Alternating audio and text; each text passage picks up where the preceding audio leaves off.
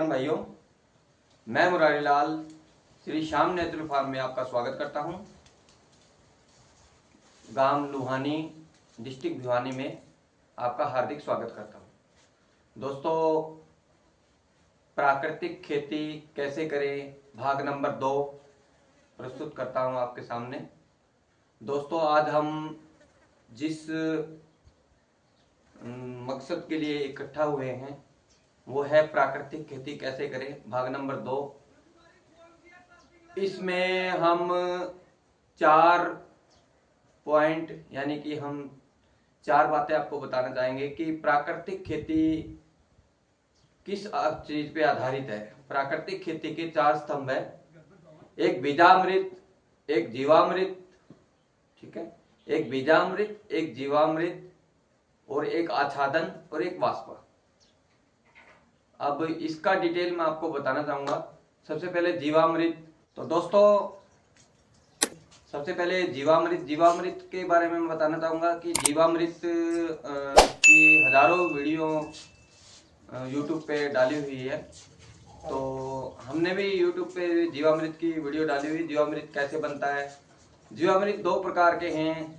एक तो सुभाष पालेकर जी जो महाराष्ट्र से हैं, गुरुजी सुभाष पालेकर जी हैं, जो गोमूत्र और गोबर से जीवामृत रेडी करते हैं, तैयार करते हैं, जिसे हम जीवामृत को डाल के हम अपना प्राकृतिक खेती कर सकते हैं, जो हमारा खाद की तरह काम करेगा। खाद से यूरिया डीएपी से छुटकारा मिलेगा और जीवामृत डाल के हम अपनी धरती माँ को जीवित कर सकते हैं, जो अब बंजर होने वाली है। दूसरा जो है हमारा प्राकृतिक खेती का स्तंभ, वो है बीजामृत। अब बीजामृत के बारे में भी वीडियो काफी है, हम भी एक वीडियो डालेंगे बीजामृत के बारे में। तो बीजामृत कैसे बनता है सबसे पहले मैं बताना चाहूंगा। 2 लीटर हम गौमूत्र लेंगे, उसी अनुपात में हम बनाएंगे जितनी हमें जरूरत है। तो बीजामृत के लिए हम 2 लीटर गौमूत्र लेंगे, 1 किलो हम गौ का गोबर लेंगे, ठीक, 50 ग्राम हम चूना लेंगे और मेड़ की मिट्टी या फिर हम जंगल की कोई 1 मुट्ठी मट्टी लेंगे।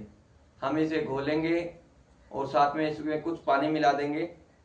तो इसे डंडी से हिलाएंगे 24 घंटे में। 2 बार हिलाने के बाद 24 घंटे में ये तैयार हो जाएगा। बीजामृत क्यों जरूरी है दोस्तों। बीजामृत जरूरी इसलिए है कि जब हम बीजों की बुआई करते हैं और बीज हम खेती में बीज लगाते हैं या कोई पौधा लगाते हैं, तो बीजामृत का संस्कार करते हैं। बीजामृत से उस बीज को हम संस्कारित करते हैं। क्यों करते हैं दोस्तों, क्योंकि आपको भी पता है कि हवा में उड़ने वाले कीटाणु, जीवाणु, उनके अंडाणु, ये हवा में उड़ के बरसात में बारिश के जरिए हमारी खेती में आ जाते हैं।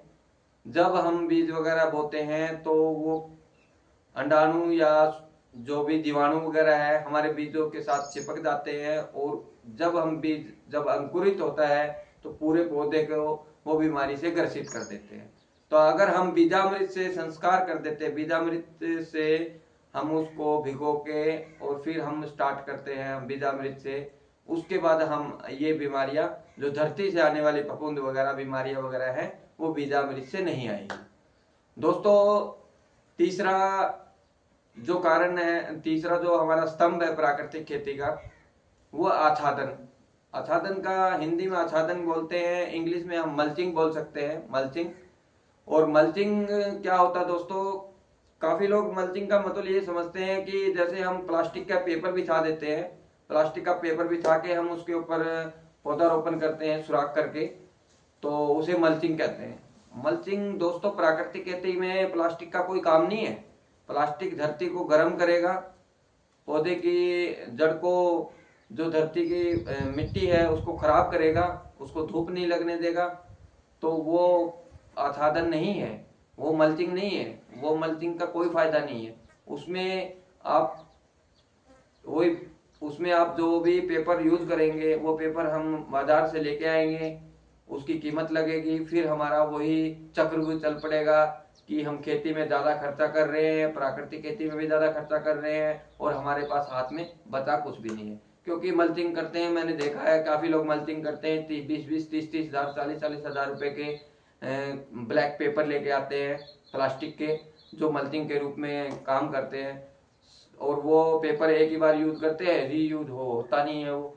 तो इसलिए दोस्तों मैं ये चाहूंगा कि मल्चिंग जब करें प्राकृतिक खेती में, मल्चिंग का मतलब ये होता है, आच्छादन का मतलब ये होता है कि जो हमारी प्राकृतिक खेती में पेड़ पौधों का वेस्ट, पेड़ पौधे के सूखे पत्ते, घास फूस जो भी होता है, या फिर आप धान की पराली, उसका यूज कीजिए।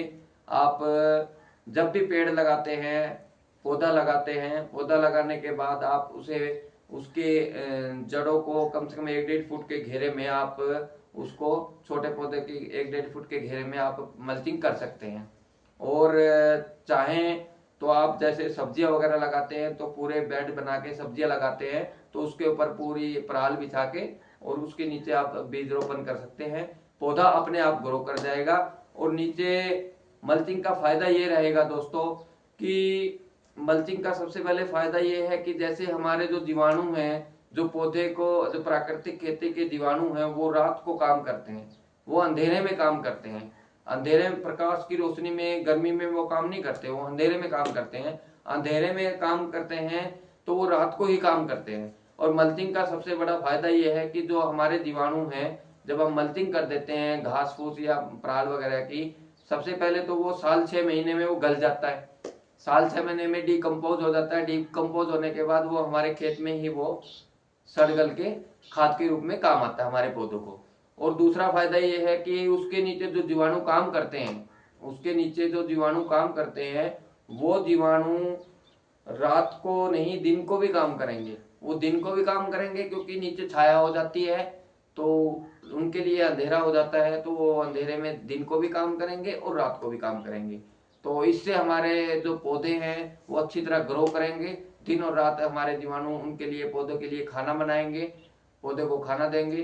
तो मल्चिंग का सबसे बड़ा फायदा ये है। और दूसरा फायदा ये है कि जैसे हम पानी लगाते हैं, पानी देते हैं, तो हम जैसे मल्चिंग की हुई है हमने, तो मल्चिंग की हुई है तो आप कभी भी मल्चिंग, आप घास फूस की इनकी मल्चिंग करेंगे तो इसमें सबसे बड़ा फायदा ये रहेगा कि जो सूर्य से उड़ने वाली हमारा वाष्पीकरण होता है पानी का, जल का, वो पानी का वाष्पीकरण नहीं होगा। 80% पानी की हमारी बचत होती है कम से कम। आप देखेंगे कि लोग सब्जियां लगाई हुई है 3 दिन में, 4 दिन में पानी देते हैं, और प्राकृतिक खेती वाले जब मल्चिंग की हुई है तो वो कम से कम हफ्ता में, 10 दिन में पानी देते हैं, तो वहां भी पानी की हमारी बचत होती है। और दोस्तों उसके अंदर जब हम मल्चिंग करते हैं तो मल्चिंग का सबसे बड़ा फायदा ये भी होता है कि जैसे हम, अब गर्मी आई हुई है, गर्मियों में हम बड़े पौधों के या छोटे पौधों के नीचे, हम जड़ों के नीचे 2-3 फुट के दायरे में अगर हम मल्चिंग कर देते हैं, तो मल्चिंग करने से फायदा ये रहता है कि गर्मी, जितनी गर्मी होती है पौधे को गर्मी लगने लगती है, तो वो गर्मी नहीं लगेगी, पौधे को कोई नुकसान नहीं होगा गर्मी की वजह से, क्योंकि उसकी जड़ें छाया में रहेगी। और दूसरा फायदा ये रहेगा, जैसे सर्दी में पाला पड़ जाता है, तो पाले का कोई भी असर, अगर आपने मल्चिंग की हुई है पौधे के ऊपर, तो पाले का कोई भी असर आपके पौधे के ऊपर नहीं पड़ेगा। ये होता है मल्चिंग, इसको कहते हैं हिंदी में आच्छादन। तो आच्छादन ये भी बहुत जरूरी है, क्योंकि इसके बगैर हमारा जीवामृत काम नहीं करेगा। जीवामृत चाहे वीके शतान जी का जीवामृत हो, मिट्टी वाला, हमारे पास है वीके शतान जी का जीवामृत है मिट्टी वाला, जो इसमें सिर्फ आपको गुड़ और आटा डालना है। वो जीवामृत कैसे बनता है उसकी हमारी वीडियो हमने डाली हुई है, मिट्टी वाला जीवामृत, वो आप देख सकते हैं। तो वो मिट्टी वाला जीवामृत का किसी को कल्चर चाहिए, वो हमारे पास अवेलेबल है, हमें 70 दिन का कल्चर हमारे पास अवेलेबल है। तो दोस्तों जीवामृत जब भी काम करेगा जब हमारे खेत में, हमारे बाग में हमारी मल्चिंग होगी, घास फूस होगा, वो तभी काम करेगा। और दूसरा चौथा जो है हमारा, जो स्तंभ है हमारा खेती का, वो है वापसा। वापसा दोस्तों, वापसा चीज क्या होती है इसके बारे में आपको बताता हूँ। सबसे पहले कई लोग क्या करते हैं, जहाँ खुला पानी लगता है, जहाँ खुला पानी दिया जाता है, वहां क्या करते हैं कि पूरे खेत को लबालब भर दिया जाता है। वो पूरे खेत को भरने के बाद अब बात क्या होती है कि जब हम पानी पूरा भर देते हैं, पौधे को पानी की आवश्यकता नहीं है। सबसे पहली बात, पौधे को पानी की आवश्यकता नहीं है, पौधे को वापसा की आवश्यकता है। पौधे को सिर्फ नमी की आवश्यकता है। अब वापसा क्या चीज होती है? वापसा ये होती है कि मिट्टी के अंदर कुछ परसेंट पानी और कुछ परसेंट हवा होती है, ऑक्सीजन होती है, प्राण वायु बोलते हैं जिसको, ऑक्सीजन। तो पानी और हवा और मिट्टी तीनों का संगम जब बनता है, जब ही वापसा बनता है। और वो वापसा की कंडीशन में पौधा अपना भोजन बहुत जल्दी से उठाता है। अगर हम पूरे खेत में पानी भर देंगे तो हमारा हवा जो है वो बाहर निकल जाएगी और मिट्टी और पानी दो ही चीज रह जाएगा। जब हवा निकल जाएगी कणों, मिट्टी के कणों से, तो बाद में फिर वो क्या होगा, वापसा की कंडीशन नहीं बनेगी। वापसा की कंडीशन नहीं बनेगी तो हमारा पौधा भोजन नहीं उठा पाएगा। तो इसलिए हम जब मल्चिंग करते हैं तो जब हम कम पानी देते हैं तो उसमें फायदा ये रहता है कि कम पानी से जो है वापसा की कंडीशन बनी रहती है। वापसा की कंडीशन बनेगी तो हमारा जो पौधा है वो भोजन बहुत जल्दी से उठाएगा। तो दोस्तों, प्राकृतिक खेती के ये 4 स्तंभ हैं। ये आप इसको लेके चलोगे तो प्राकृतिक खेती बहुत आसान हो जाएगी। और दोस्तों, एक बात और बताना चाहूंगा, रासायनिक खेती छोड़कर जो लोग ऑर्गेनिक खेती की तरफ बढ़ रहे हैं। अब ऑर्गेनिक खेती क्या है? अब ऑर्गेनिक आप बोलेंगे कि ऑर्गेनिक खेती तो प्राकृतिक खेती है, नाम तो ऑर्गेनिक है इंग्लिश का, मगर नाम प्राकृतिक खेती है। सर, ऑर्गेनिक खेती प्राकृतिक खेती नहीं है। ऑर्गेनिक खेती जो प्रोडक्ट कंपनियों ने बना बना के ऑर्गेनिक के नाम पे बेच रहे हैं, वो हमारा वही खर्चा कर रहे हैं। हमें तो प्राकृतिक खेती में हमारा खर्चा बचाना है, हमारा खर्चा बचाना है। और हम क्या कर रहे हैं कि ऑर्गेनिक के नाम से फिर वही दवाइयां मार्केट से लेके आ रहे हैं, दवाइयां दे रहे हैं, वो कर रहे हैं। जो भी चीजें हैं ऑर्गेनिक के नाम पे बाजार से हम लेके आते हैं, ऑर्गेनिक खेती कर रहे हैं, वो कर रहे हैं। ऐसे मत कीजिए दोस्तों, किसान भाइयों, हाथ जोड़ से विनती है आपसे कि अपना खर्चा बचाइए। क्योंकि पहले जब रासायनिक में आप लूट रहे थे, बाजार में जा रहे थे, 50,000 की फसल हुई है, 30,000 रुपए की आपने दवाइयां, यूरिया, डीएपी डाल दिया है। तो दोस्तों, ये काम मत कीजिए। आप ऑर्गेनिक के नाम पे मत लूटिए, आप प्राकृतिक खेती कीजिए। अपने जो जो भी जीवामृत है, जो भी खाद वगैरह है जो बनाया जाता है, वो हमारे खेत में अपने आप बनाइए, अपने आप बनाइए उस खाद को। और अपने उसी से जीवामृत, इन 4 स्तंभों का प्रयोग करके आप प्राकृतिक खेती की शुरुआत कीजिए। ठीक है, मिलते हैं दोस्तों नेक्स्ट वीडियो में। वीडियो अच्छा लगे तो लाइक कीजिए, सब्सक्राइब कीजिए, वीडियो को शेयर कीजिए। अगर आप फेसबुक पे ये वीडियो देख रहे हैं तो मेरे पेज को फॉलो कीजिए।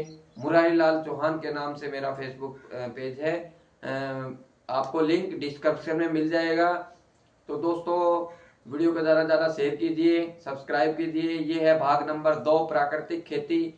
अब हम मिलते हैं नेक्स्ट वीडियो में, भाग नंबर 3, प्राकृतिक खेती।